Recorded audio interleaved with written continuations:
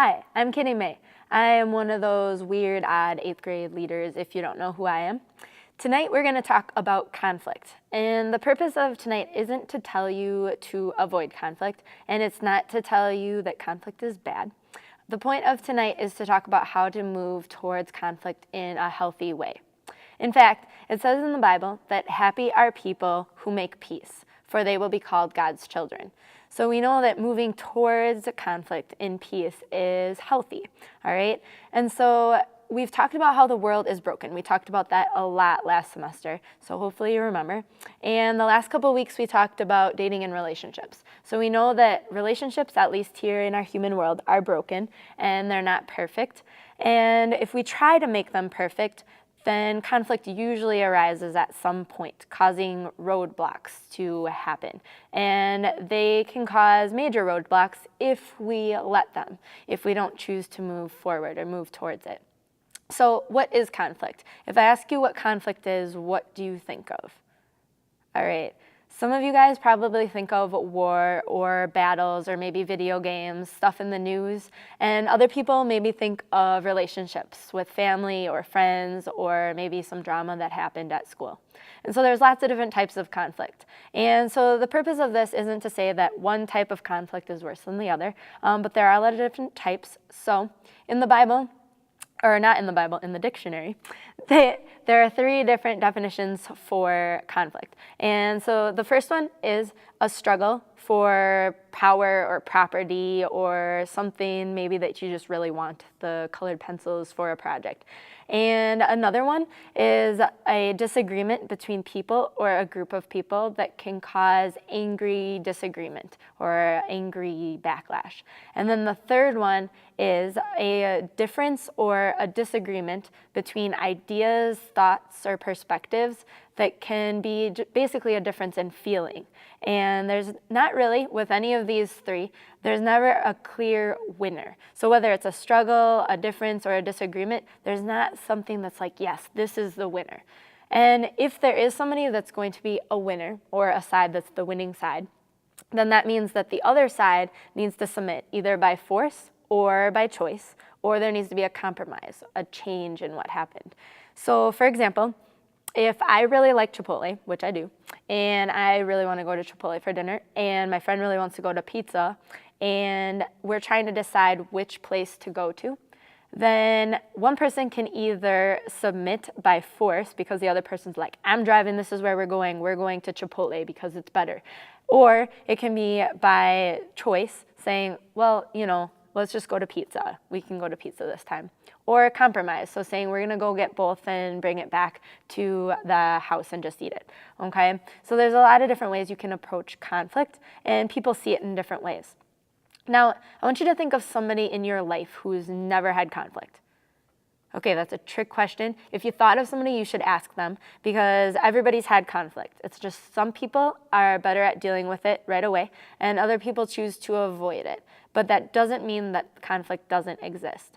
In fact, if we're moving towards conflict and we're trying to make peace or make amends, get rid of those struggles, disagreements, and differences, then we're actually fighting against the norm. Most people have the perspective that they don't want to move in that direction. It's difficult, it's hard, but Jesus does call us to do sometimes those difficult things.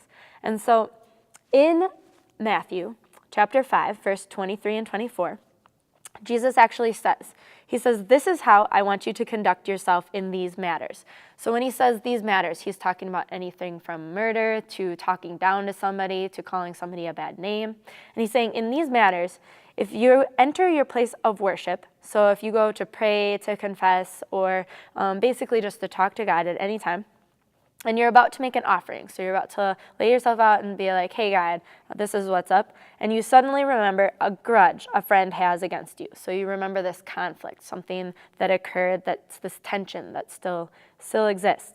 You're supposed to abandon your offering. God's basically saying, leave this. This is not the time for this, and to leave immediately and go to this friend and make things right. So he's saying, leave immediately. Go to this friend and make things right.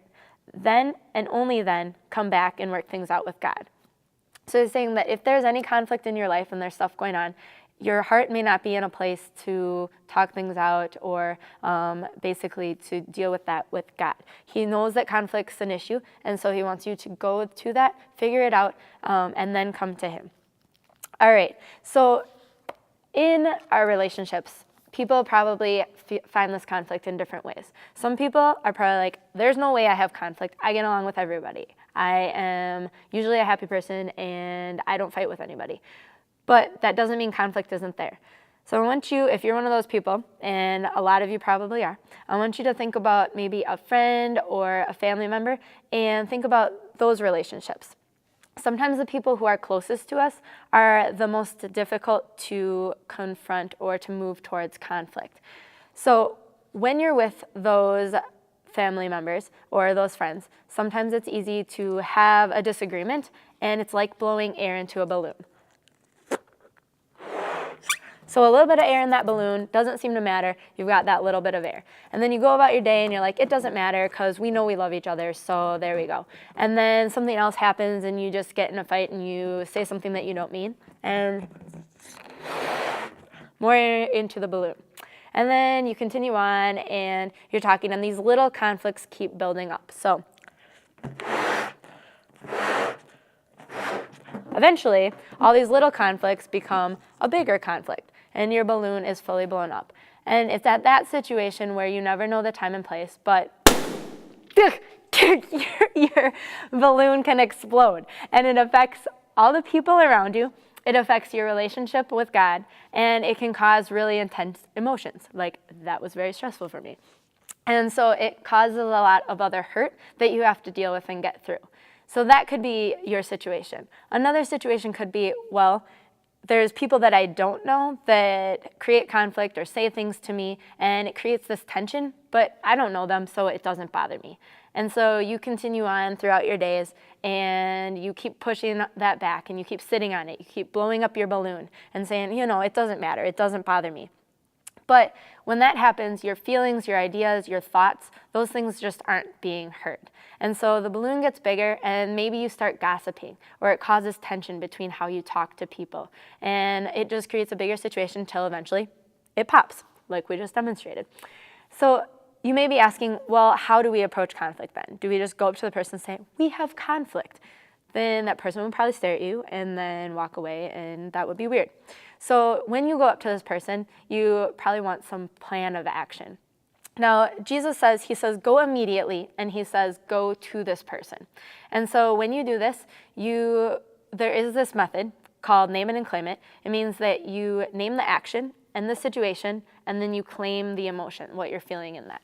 And you may have heard of this. They use it a lot in high school. So let's say that somebody just said something to me, and I go up to them and I say, when you called me stupid when I was trying to answer that question, it made me feel terrible. All right, I named the action, named the situation, and I named what I'm feeling. And you can say whatever you are feeling, because you're claiming your emotion, your feeling, and they can't take that away from you. What that does is it sets up a spot for a conversation. It sets up a spot where you can actually talk about the conflict and move past it. It shows that you're loving them by saying how you feel, and you want them to respect you back. It doesn't guarantee that they're going to respond that way, but it gives the situation a better chance. So with name it and claim it, works best when it's face-to-face. You don't want to go into the situation and say, okay, I'm going to name it and claim it with text message or with Facebook. When Jesus talked about it, he said, go to that person. He didn't say text that person or Facebook that person. He said, go to that person. He wanted to make sure that we are going to the person face to face so that we're actually having that conversation. Now, when I was younger, that meant passing notes from person to person. But what you do when you put it out in the open like that, in text message, Facebook, or notes, is it's less personal. It doesn't mean that you're saying your feelings, you're just putting something out there, and it doesn't allow the other person to respond, to apologize, and it brings in a lot of other people who can be involved and make matters worse. So when Jesus says go to that person, make sure that you do that. So we live in this really broken culture, and conflict comes up almost everywhere.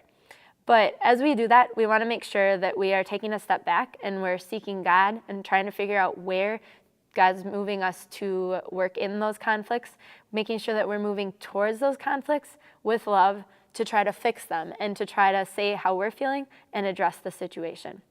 We want to make sure that we're not just putting air into a balloon so that eventually it pops and it's a lot. So as you go into your 4-to-1s tonight, I want you to think about different situations that may occur and different ways that you can approach conflict in a healthy manner. Think about how focusing on God can help you approach conflict in a better way instead of letting your balloon blow up until it explodes.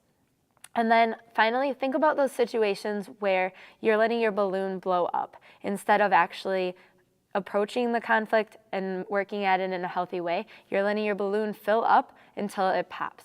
Think about those areas and talk about them into your 4-to-1. Try to get some good name it and claim it action going on. So have a good night, and we will see you later.